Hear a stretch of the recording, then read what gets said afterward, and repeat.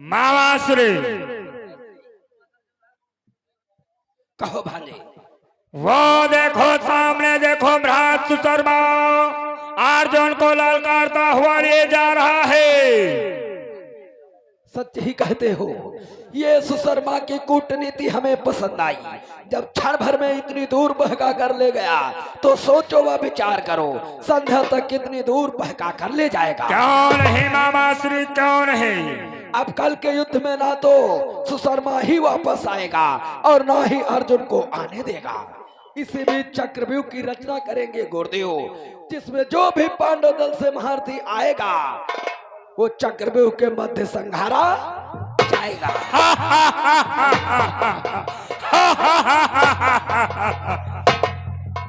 इसलिए दुशासन अब आया है खुशी का अवसर। क्यों नहीं? क्योंकि कल एक पांडव का संहार होगा, क्यों ना खुशियां मना ली जाए। मामा, अरे जब सुशर्मा अब तलक अर्जुन को इतनी दूर ले गया तो संध्या तलक पांडव। इसलिए हंसो हंसो, खुशियां मना।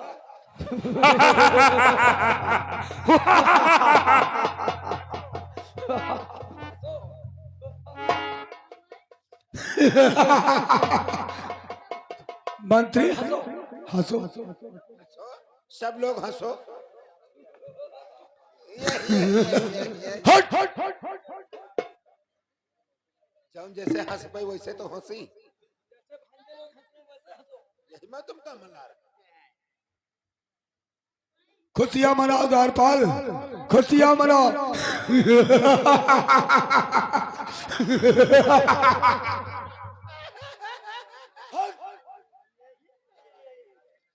हम ऐसे हंस पाए थे मामा। हम बताइए, तुम सबको हंसो और हम मुस्के। हम लोग हंसे तुम मुस्काओगे, चल मुस्कुरा। हंसो भांजे।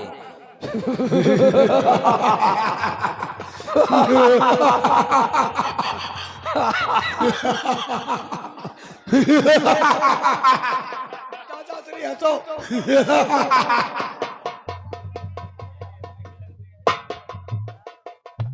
ये मैं आज क्या देख रहा हूं? जिसके 14 भाइयों का संघर्ष हो गया हो, वो दरबार के मध्य इस प्रकार से ठहाका मार कर हंस रहा।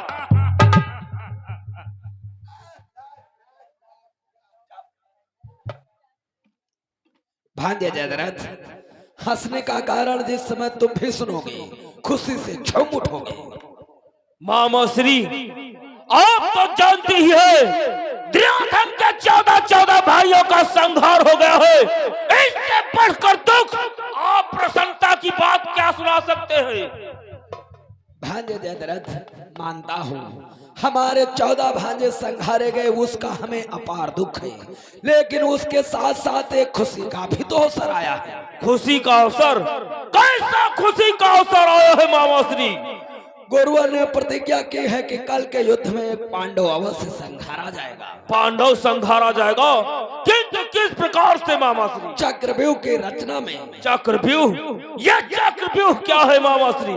ये एक ऐसा व्यूह है, ऐसी योजना है जिसके तहत कोई भी योद्धा वीर जीवित आ तो सकता है, किंतु जीवित जा नहीं सकता है। ऐसी बात है मामा?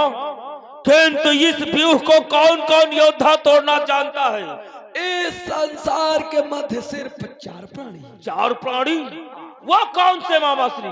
सर्वप्रथम कृष्ण, उनके पुत्र प्रद्युम्न, गुरुवर और पांडव में अर्जुन। अर्जुन!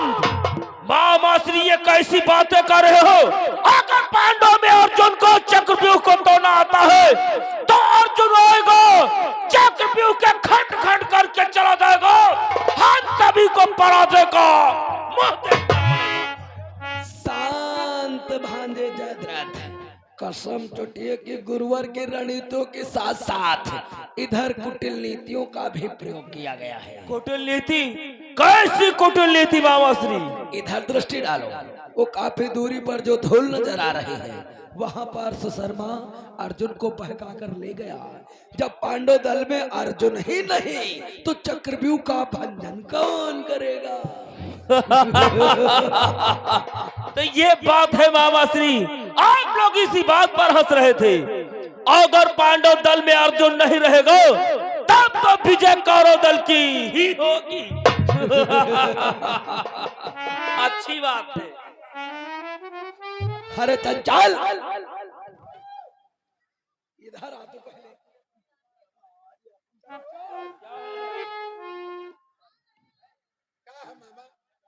तू इधर उधर भाग रहा है। जयद्रथ हंसनापुर के रिश्तेदार हैं, जमाई राज हैं, इसलिए ऊंचा आसन दीजिए। हाँ भाई, ये अपने मेहमान हैं, दादा दुर्योधन के बहनोई हैं।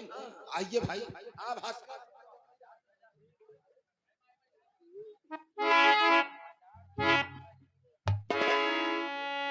भांजे दुर्योधन, कहो मामा श्री।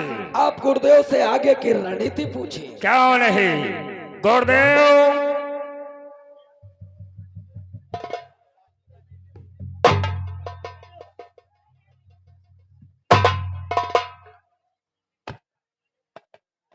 कहो दुर्योधन। बोलो गुरुदेव, अब आगे क्या होगा? अब चक्रव्यूह की रचना होनी है। उससे पहले सर्वप्रथम एक कलम और कागज मंगवाओ। कलम और कागज? लेकिन कलम कागज क्या होगा गुरुदेव? उसमें चुनौती पत्र लिखवाना है और चुनौती पत्र लिखवा करके धर्मराज के दरबार को भेजना होगा। ठीक है गुरुदेव। मंत्री चंचल, जाओ एक कलम और कागज लेकर आओ। लेकिन गुरुदेव, इसमें लिखवाना क्या होगा? हम तुम्हें बतलाते हैं दुर्योधन। बोलो। यदि चक्रव्यूह को तोड़ दिया, यदि चक्रव्यूह को तोड़ दिया तब तो कल्याण तुम्हारा है, अन्यथा समझ लो धर्मराज, होना वनवास दोबारा है। जैसे कि द्रौपदी क्षीरहरण में 12 वर्ष का वनवास और 1 वर्ष का अज्ञातवास हुआ था।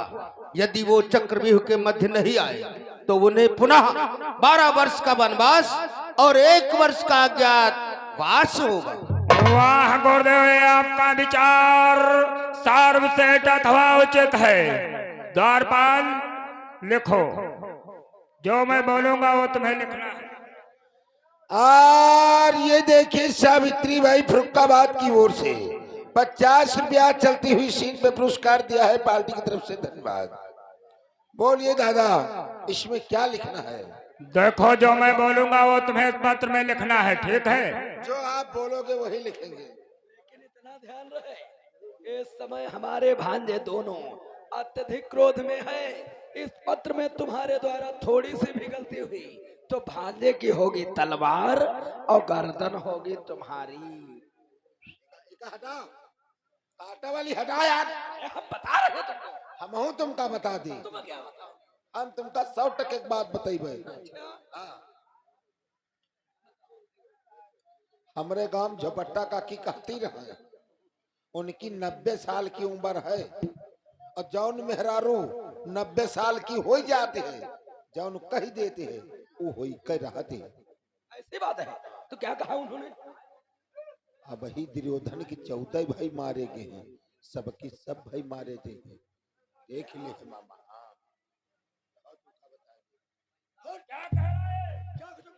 अब पांडवन को आधी राज हसनापुर की नहीं मिली तो वैसे खून की नदियां बहती रही। उनका बता दो। ऐसे वचनों का उच्चारण करेगा तो मेरे भांजे तुझको संहार देंगे।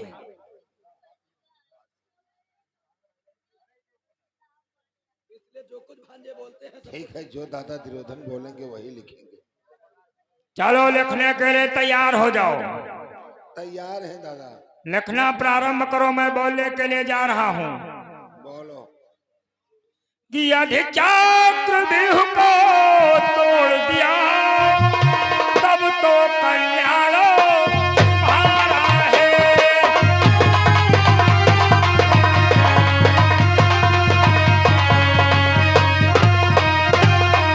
यदि चक्रव्यूह को तोड़ दिया तब तो कल्याण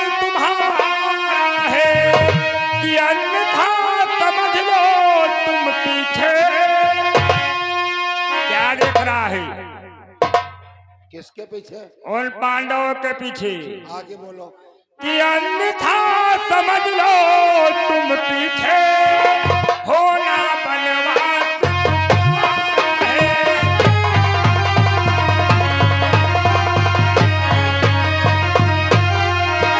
अन्यथा समझ लो धर्मराज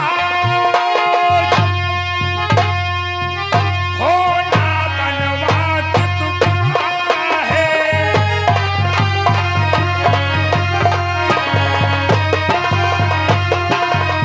यदि चक्रव्यूह को तोड़ दिया तब तो कल्याण तुम्हारा है, अन्यथा समझ लो धर्मराज होना वनवास दोबारा है। जैसे कि द्रौपदी क्षीरहरण में 12 वर्ष का वनवास अथवा 1 साल का अज्ञातवास हुआ था, उसी प्रकार से चक्रव्यूह को नहीं तोड़ा तो 12 वर्ष का वनवास अथवा 1 साल का अज्ञातवास भोगना होगा। लिख गया?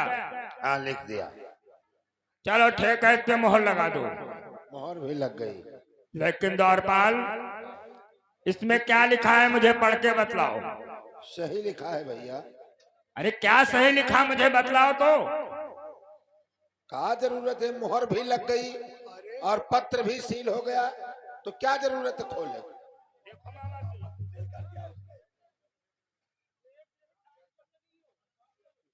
मोहर भी लग गई और पत्र सील हो गया। मोहर लगाने को भांजे श्री ने कहा, तुमने सील क्यों किया? सील कर दिया। अरे तो उनका कहना है इसको पढ़कर सुनाइए। क्या जरूरत है? फिर वही बात, सही लिखा है। अगर नहीं सुनाएगा तो इसके लिए तुम्हें दंड मिलेगा। सुना दो।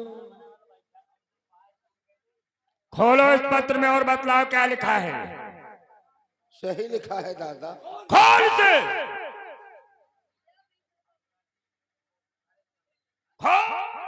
देखो लग गया है ना, बढ़ा चले आवती हो। खोल दे ना भैया। भैया दुशासन देखती है। अरे कोई देखेगा नहीं तो क्या आंखें फोड़ लेगा? आंखें निकालते हैं छर्रासी हमारे हवाली को होते हैं।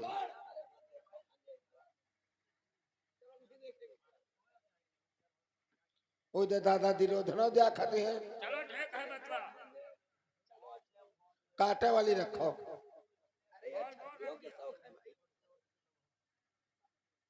आपो तो ले हो, आपो रखो।